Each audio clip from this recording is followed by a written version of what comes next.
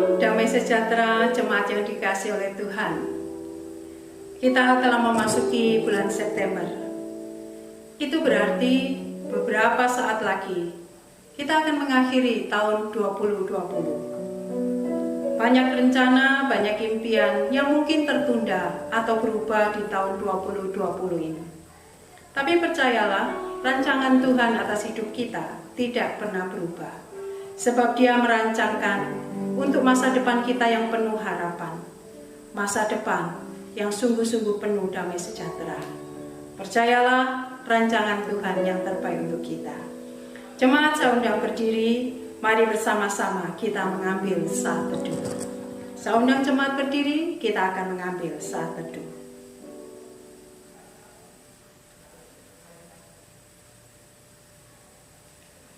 Pertolongan ibadah kita datangnya dari Allah yang menciptakan langit dan bumi.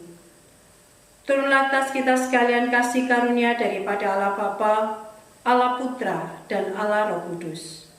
Menyertai jalannya ibadah kita, mulai dari awal sampai pada akhirnya. Amin.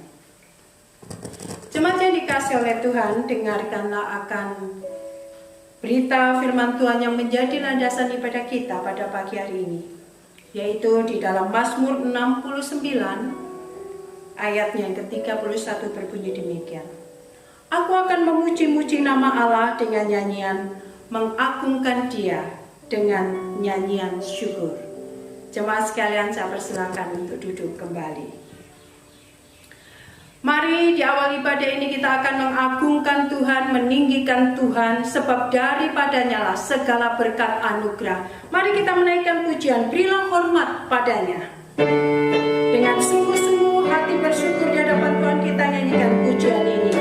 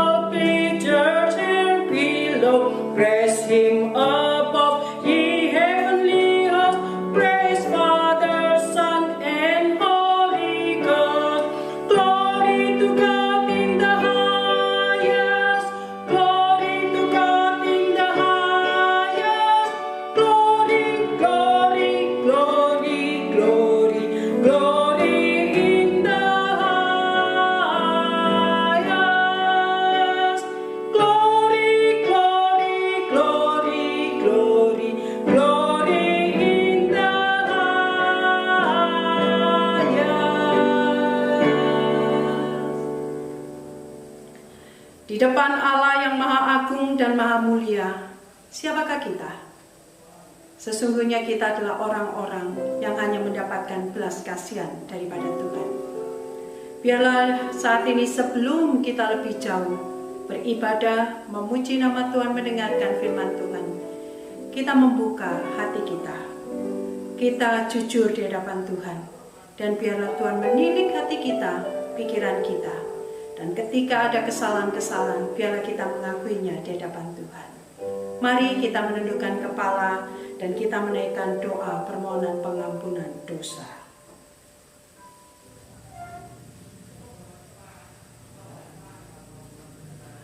Bapa kami di dalam kerajaan surga, selidikilah hati kami, selidikilah pikiran kami. Sebelum lebih jauh kami beribadah di hadapan Allah yang maha mulia, yang maha agung, yang maha kudus, biarlah kami sungguh-sungguh Tuhan datang di hadapan Tuhan dengan jiwa yang terbuka. Tuhan, nyatakanlah akan segala kesalahan kami. Dan kami mengakui kami ini salah adanya.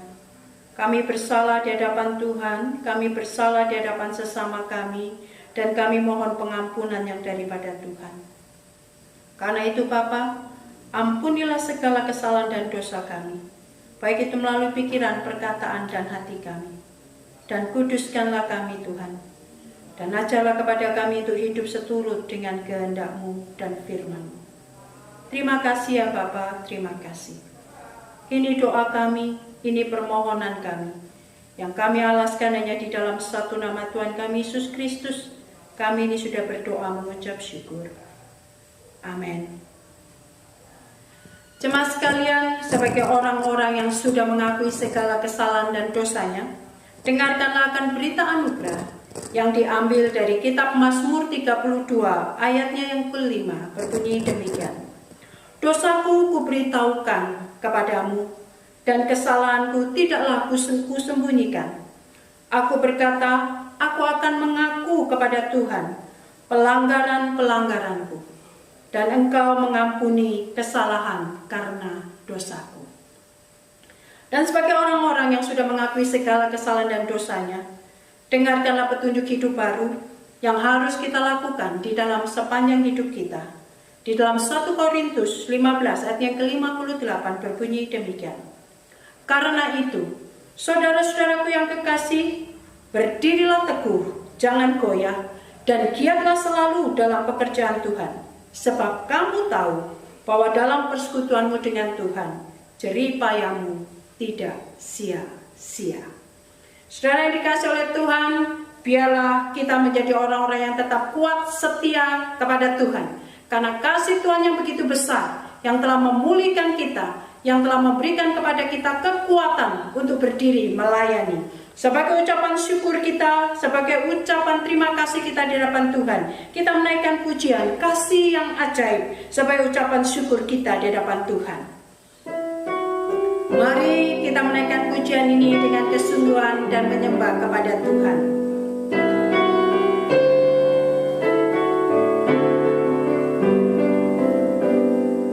Kasih yang ajaib, kasih dari Golgota, kasih yang ajaib membawa Tuhan dari surga. Walaupun ku pernah jadi seterumu, namun kau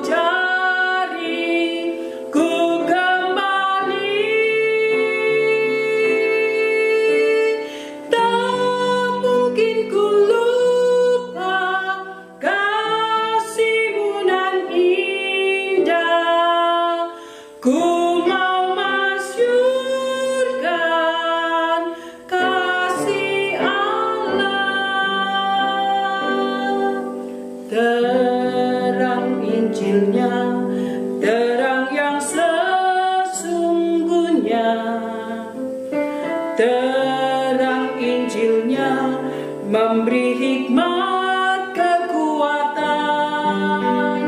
Walau dalam gelap, Ia memberi terang, Ia memberi terang, terang salibnya.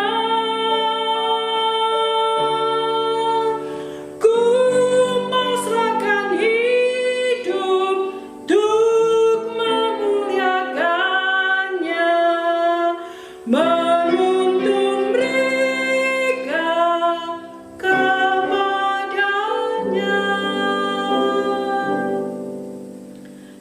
jemaat untuk berdiri, kita akan bersama-sama mengikrarkan iman kita dengan mengikrarkan pengakuan iman rasuli. Saya undang semuanya kita berdiri. Pengakuan iman rasuli. Aku percaya kepada Allah, Bapa yang Maha Kuasa, Khalik langit dan bumi, dan kepada Yesus Kristus anaknya yang tunggal Tuhan kita, yang dikandung dari Roh Kudus, lahir dari anak darah Maria, yang menderita sengsara di bawah pemerintahan Pontius Pilatus, disalibkan, mati dan dikuburkan, turun ke dalam kerajaan maut, pada hari yang ketiga bangkit pula dari antara orang mati, naik ke surga, duduk di sebelah kanan Allah, Bapa yang Maha Kuasa, dan dari sana ia akan datang untuk menghakimi orang yang hidup dan yang mati. Aku percaya kepada Roh Kudus, gereja yang kudus dan am, persekutuan orang kudus, pengampunan dosa, kebangkitan tubuh, dan hidup yang kekal. Amin. Jemaat, saya persilakan untuk duduk kembali. Mari bersama-sama kita akan menaikkan doa syafaat. Kita akan menundukkan kepala dan kita akan bersama-sama masuk di dalam doa syafaat. Bapa kami di dalam kerajaan surga, kami berdoa mengucap syukur untuk segala berkat rahmat dan anugerah yang Tuhan berikan kepada kami. Terima kasih ya Tuhan, penyertaan Tuhan selalu melindungi bangsa dan negara kami. Sehingga sampai pada titik ini kami Tuhan, bangsa Indonesia boleh terus mendapatkan anugerah berkat Tuhan. Baik itu di dalam masalah keamanan, baik itu di dalam masalah ekonomi, kesehatan, kami percaya bahwa campur tangan Tuhan tetap nyata. Kami terus berdoa untuk Presiden kami, Bapak Jokowi, Wakil Presiden kami, Bapak Ma'ruf, seluruh jajaran menteri, pemerintahan daerah, pemerintahan provinsi, kiranya Tuhan terus menolong supaya ada satu kerjasama Tuhan, supaya ada satu koordinasi di dalam terus membangun akan keadaan bangsa dan negara kami menjadi semakin lebih baik dan lebih maju. Kami terus berdoa Tuhan, daripada apapun yang dilakukan oleh pemerintah, keputusan-keputusan ajar kepada setiap kami, seluruh masyarakat Indonesia boleh mendukungnya, sehingga keadaan kami boleh semakin lebih maju dan lebih baik. Kami terus berdoa untuk proses daripada vaksin virus corona ini Tuhan. Kiranya Tuhan terus menolong akan setiap proses-proses yang terjadi, uji klinis dan lain sebagainya. Pimpin setiap orang-orang yang terlibat ya Tuhan, kiranya Tuhan memberkati. Bapak, kami juga berdoa, ingin menyerahkan terus perjalanan dari bangsa dan negara kami. Kami juga berdoa untuk pilkada pada bulan Desember nanti. Tuhan tolonglah, kiranya Tuhan memberkati, kiranya Tuhan memimpin semua yang terlibat panitia pemilihan ini. Tuhan juga berikan hikmat sehingga tetap boleh menjalankan protokol kesehatan di dalam pilkada nanti. Kami percaya Tuhan akan memilih orang-orang yang sungguh-sungguh Tuhan pakai untuk memajukan bangsa dan negara kami. Karena itu pimpinlah bangsa dan negara kami ya Tuhan. Kami juga terus menyerahkan akan masa depan gereja kami. Tuhan yang menjadi kepala gereja kami, Tuhan yang akan memimpin, Tuhan yang memulai, Tuhan yang akan menuntun, dan kami akan terus melakukan apa yang menjadi bagian kami sampai kami bertemu dengan Tuhan. Pimpin kami ya Tuhan. Bapak, kami juga menyerahkan setiap pergumulan kami pribadi lepas pribadi. Tuhan, banyak hal yang terjadi dalam kehidupan kami selama pandemi ini Tuhan izinkan terjadi. Tetapi kami percaya setiap yang terjadi semuanya atas pimpinan dan persetujuan Tuhan, karena di balik semuanya itu ada hal baik yang akan Tuhan berikan kepada kami. Ajarlah kepada kami untuk bersabar, bertekun, dan beriman, menantikan semua rencana-rencana Tuhan yang indah. Dan biarlah kami melakukan apa yang harus kami lakukan. Kami berdoa Tuhan untuk setiap dokter, perawat Tuhan, yang terus merawat orang-orang sakit secara khusus pasien COVID. Tolonglah mereka, berikan kekuatan ya Tuhan, berikan kesehatan. Kiranya Tuhan juga menghiburkan keluarganya. Kami berdoa Tuhan, kiranya Tuhan segera menolong kami semuanya untuk terlepas dari virus ini. Terima kasih ya Bapa, terima kasih. Ini doa kami yang kami alaskan hanya di dalam satu nama, Tuhan kami Yesus Kristus. Kami sudah berdoa mengucap syukur. Amin. Kita akan bersama-sama mendengarkan kebenaran firman Tuhan yang akan disampaikan oleh hambanya. Kami persilakan. Saudara-saudara yang dikasihi oleh Tuhan, kita akan bersama-sama merenungkan kebenaran firman Tuhan pada hari ini, dan mari kita mengawalinya dengan berdoa. Bapa kami yang bertahta di dalam kerajaan surga, kami akan bersama-sama merenungkan kebenaran firman Tuhan mengenai doktrin Allah Tritunggal.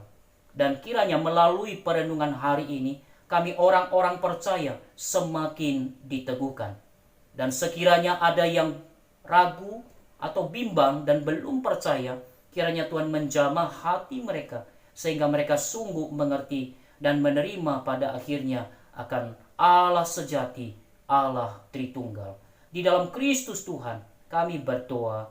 Amin. Saudara-saudara yang dikasihi oleh Tuhan, tema perenungan firman Tuhan kepada kita pada hari ini adalah di dalam bentuk pertanyaan. 1 kok 3? Saudara, ini merupakan pertanyaan yang sering kali muncul berkenaan dengan doktrin Allah Tritunggal. 1 kok 3? Ini adalah pertanyaan yang biasa muncul bahkan tiada habisnya dari non-Kristen, dari masa ke masa. 1 yang mestinya 1, 3 yang mestinya 3. Tapi ini 1 dan 3. Kok bisa?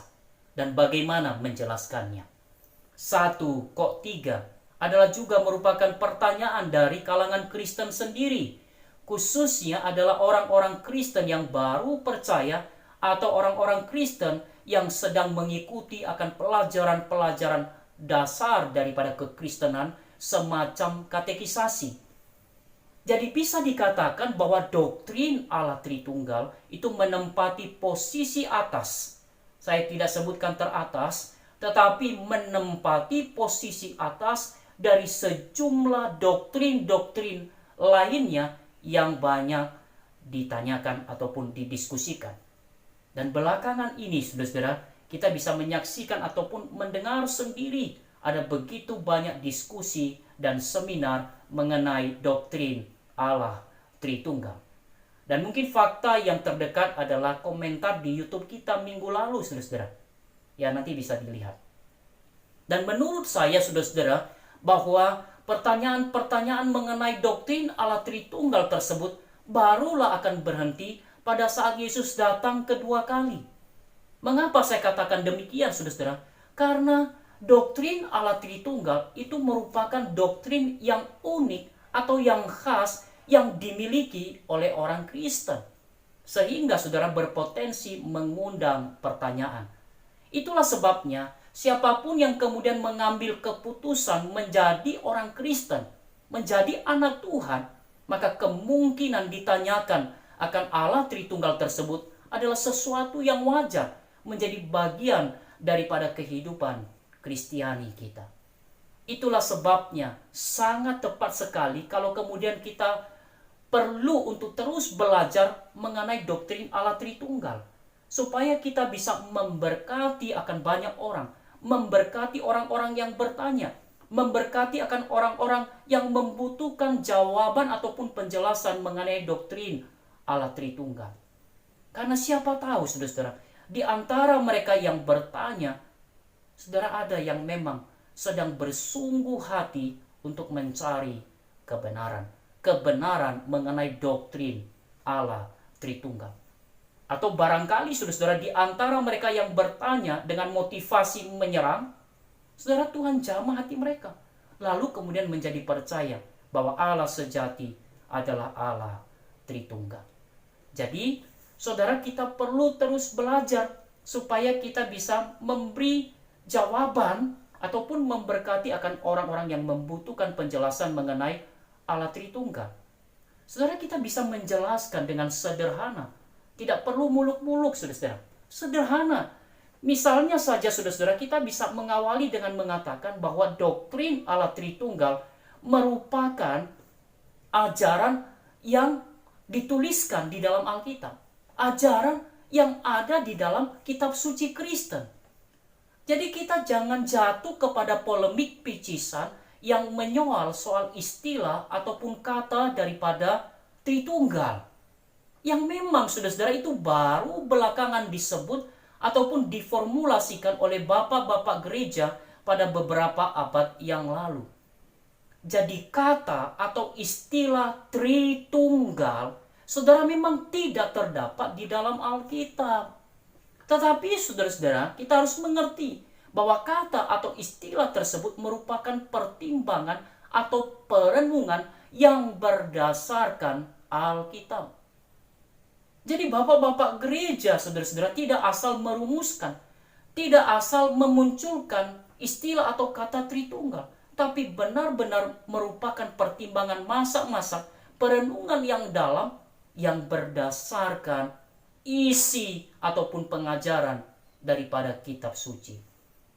Itulah sebabnya, saudara-saudara, kalau kemudian doktrin Allah Tritunggal terus jalan, terus hidup, terus bergema pada mulut dan bibir orang-orang percaya, saudara, semata-mata merupakan penghormatan dan ketaatan kepada apa yang diwahyukan oleh Allah melalui Alkitab.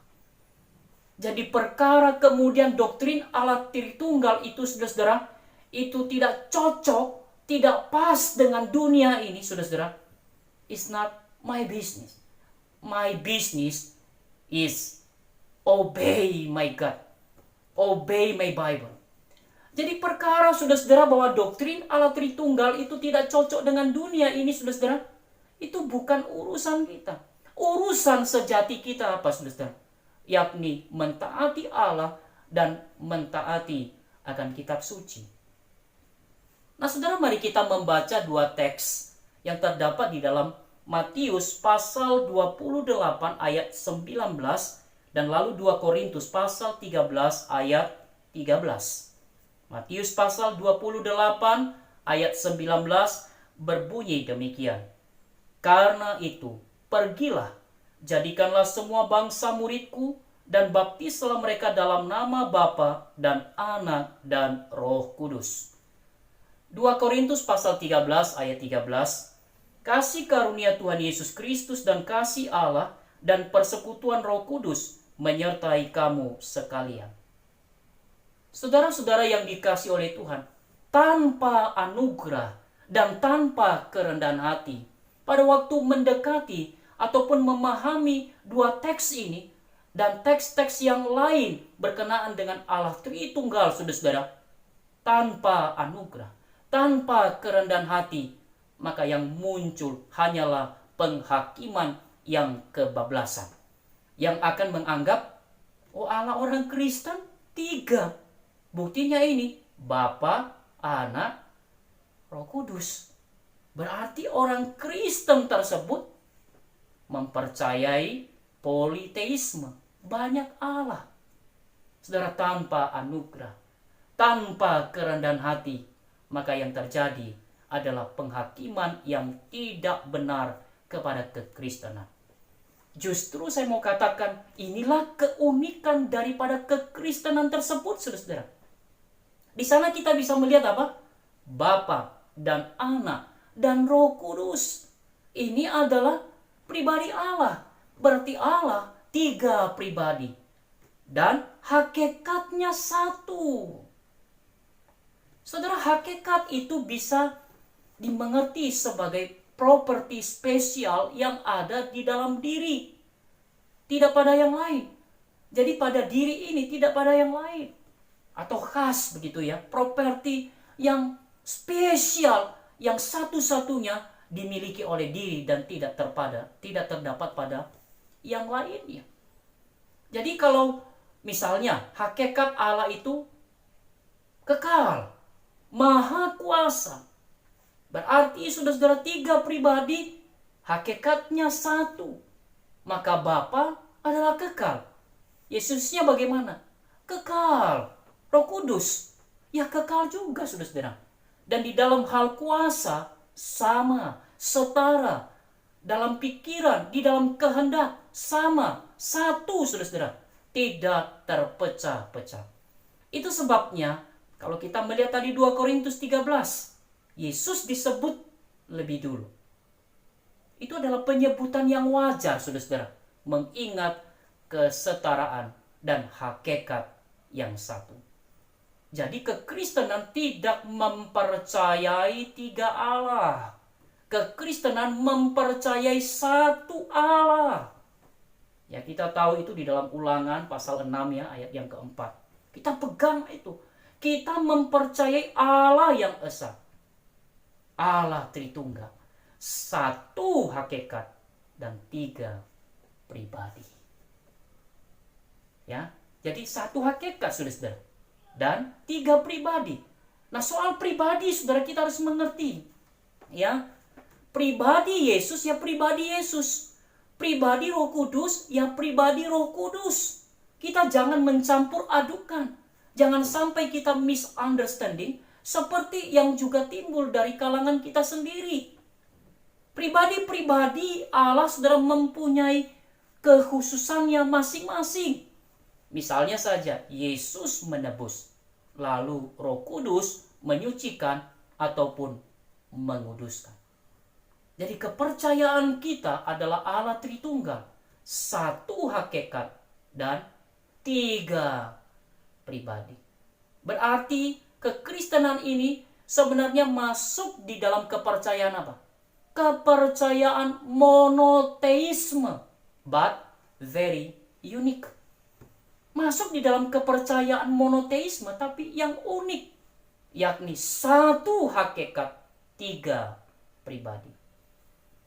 Dan sebagaimana kita ketahui, saudara-saudara yang dikasihi oleh Tuhan, bahwa di dalam sepanjang sejarah ada penggunaan ilustrasi demi ilustrasi sebagai upaya ataupun pendekatan terhadap kebenaran Allah Tritunggal. Misalnya saja pada zaman saya itu, saudara-saudara, itu menggunakan akan tiga ilustrasi, atau yang sering kali dipakai itu tiga ilustrasi, yakni ilustrasi matahari, ilustrasi pohon, lalu ilustrasi format air. Matahari itu ada panasnya, ada sinarnya, ada substansinya. Lalu kalau pohon ada akarnya, ada batang, ada cabang. Format air ada di dalam bentuk es, lalu cair, dan kemudian menguap.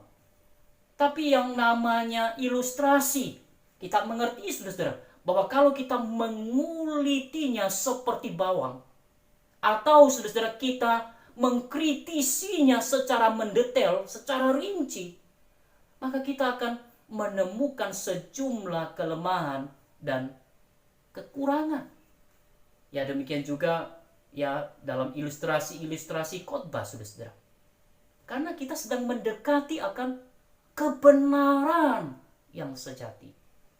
Nah, saudaraku yang dikasihi oleh Tuhan, ya, kalau toh kemudian kita terpaksa menggunakan akan ilustrasi, biarlah kiranya kita menekankan, ya, kita menyampaikan kembali bahwa maksud kita hanyalah semata-mata untuk melukiskan ataupun menggambarkan kebenaran sejati mengenai Allah Tritunggal itu, yakni satu hakikat dan tiga pribadi.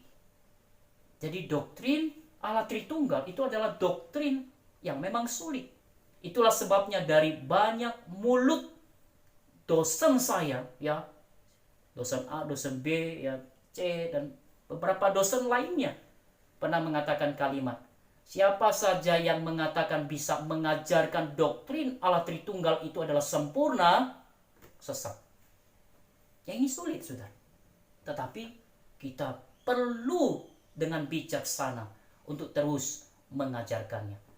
Seorang dosen saya, saudara-saudara, itu menuliskan di dalam bukunya sebuah kata-kata yang menyejukkan mengenai doktrin Allah Tritunggal yang sulit itu. Dia katakan demikian, keyakinan kepada Allah Tritunggal adalah keyakinan yang unik, karena tidak ada dalam keyakinan agama manapun. Keunikan iman Kristen ini bukanlah mengungkapkan kelemahan kekristenan, melainkan keunggulan. Karena keyakinan kepada Allah Tritunggal bukanlah berdasarkan hukum rasional, seperti keyakinan pada agama lain. Bukan juga hukum irasional atau bertentangan hukum nalar, sebagaimana semua agama tidak mengakuinya. Melainkan keyakinan arasional, yaitu keyakinan yang melampaui kapasitas rasio dan hukum rasional atau nalar manusia. Dan R.C. Sproul sudah juga menambahkan demikian. Sebaliknya, doktrin ini memberikan perbatasan yang tidak boleh kita langkahi. Doktrin ini menjelaskan batas pemikiran kita yang terbatas. doktrin Tritunggal menuntut kita untuk setia pada wahyu ilahi yang menyatakan bahwa dalam satu pengertian Allah adalah Esa, dan dalam pengertian yang lain Dia adalah tiga pribadi. Jadi satu kok tiga, melampaui kapasitas rasio dan nalar manusia. Satu kok tiga, demikianlah adanya Allah yang kita percayai. Demikianlah Ia menyatakan dirinya melalui kitab suci. Jadi sekali lagi kita tidak mempercayai tiga Allah. Yang kita percayai adalah satu Allah saja. Yang Allah Tritunggal, satu hakikat dan tiga pribadinya. Dan bahkan saudara-saudara yang dikasihi oleh Tuhan, dengan keberadaan Allah satu hakikat dan tiga pribadi, kita bisa jadikan itu sebagai cermin ataupun dorongan bagi kita di dalam soal kesatuan dan kasih. Mengapa saudara-saudara? Karena kesatuan dan kasih Allah Tritunggal, Bapa dan Anak dan Roh Kudus adalah kesatuan dan kasihnya itu adalah langgeng dan abadi, yaitu dari kekal sampai kepada kekekalan. Satu kok tiga. Ya, demikianlah adanya Allah kita. Demikianlah Ia menyatakan dirinya di dalam kitab suci. Sehingga kita tidak perlu ragu dan kompromi mengenai doktrin Allah Tritunggal. Hanya karena dunia ini tidak bisa menerima, atau hanya karena pandangan dunia tidak selaras dengan doktrin Allah Tritunggal. Kita percaya, saudara-saudara, kalau Tuhan beranugerah, maka ada begitu banyak orang yang kemudian bisa mengerti dan menerima akan doktrin Allah Tritunggal. Sekali lagi, mari kita terus mempelajari akan doktrin Allah Tritunggal, termasuk doktrin-doktrin lainnya, supaya kita bisa mempertanggungjawabkan ataupun menyaksikan akan iman kita, baik atau tidak baik waktunya. Amin. Mari kita berdoa.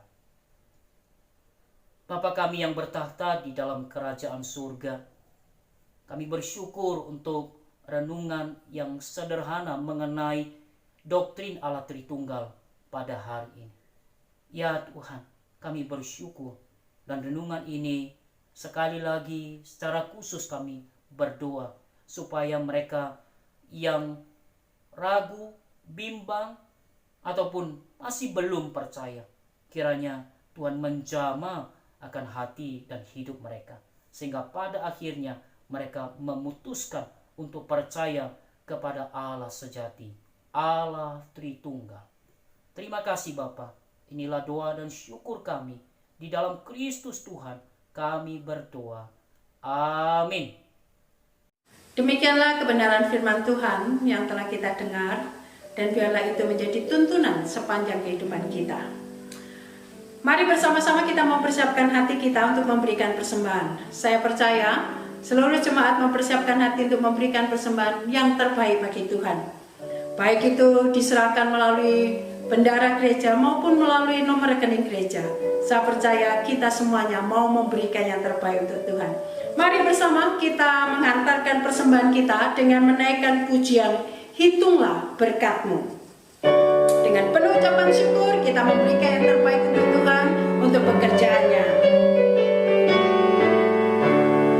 Bila gelombang kehidupan menimpa, hati jadi takut dan putus asa, jangan lupa berkat Tuhan hitunglah, pasti kau tercengang akan karyanya. Hitung berkat satu persatu, dan lihatlah karya Tuhanmu. Hitung berkat satu persatu, hitung berkat yang melimpah padamu. Adakah berat bebanmu menekan, dan salib yang kau pikul melelahkan? Hitung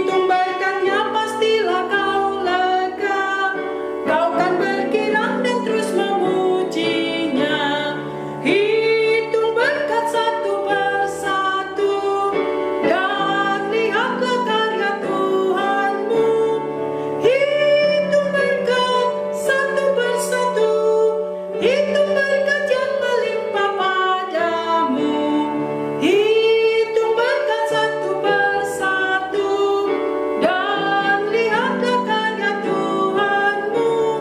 Hitung berkat satu persatu, hitung berkat yang melimpah padamu. Mari kita menyerahkan persembahan kita kepada Tuhan dalam doa. Bapa, inilah persembahan kami. Kami percaya Tuhan tahu setiap kami memberikan yang terbaik untuk Tuhan. Karena itu Tuhan, berkatilah seluruh jemaat-Mu ya Tuhan. Baik itu pekerjaan mereka, baik itu keluarga mereka, baik itu masa depan anak-anak mereka. Kami percaya tangan Tuhan selalu memelihara mereka. Karena itu Bapa, semua persembahan yang kami berikan, kiranya Tuhan berkenan. Kiranya Tuhan memberkati, menjadi berkat bagi banyak orang dan pekerjaan Tuhan. Inilah persembahan kami Tuhan, yang kami serahkan hanya di dalam satu nama Tuhan kami Yesus Kristus. Kami sudah berdoa dan mengucapkan syukur. Amin. Jemaat sekalian, marilah kita tetap menjaga kesehatan kita dengan selalu menggunakan masker dimanapun berada. Kita terus melakukan protokol kesehatan yang dihimbau oleh pemerintah. Baik itu menggunakan masker, menjaga jarak, dan hindari kerumunan. Serta mari kita rajin-rajin untuk mencuci tangan. Karena dengan menjaga kesehatan diri kita sendiri, kita juga menjaga kesehatan orang-orang yang kita kasihi. Kita akan mengakhiri ibadah kita. Saya undang jemaat untuk berdiri. Kita akan menyanyikan pujian doksologi, doa berkat yang akan disampaikan oleh Bapak Pendeta Eliatman. Kami persilahkan.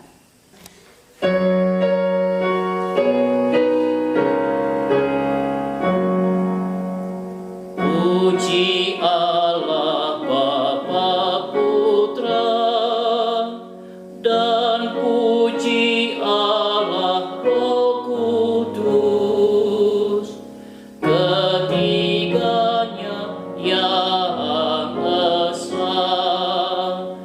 Pohon selamat sumber berkat.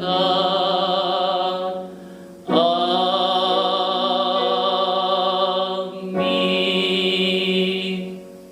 Jemaat yang dikasihi oleh Tuhan, arahkanlah hatimu kepada Tuhan dan terimalah berkat-Nya.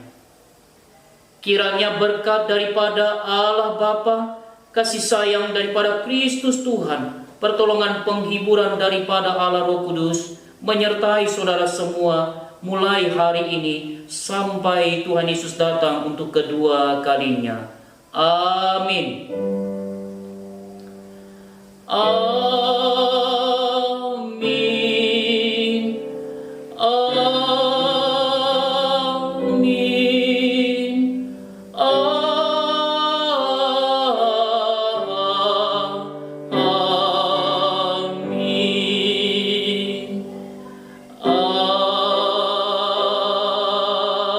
Amin.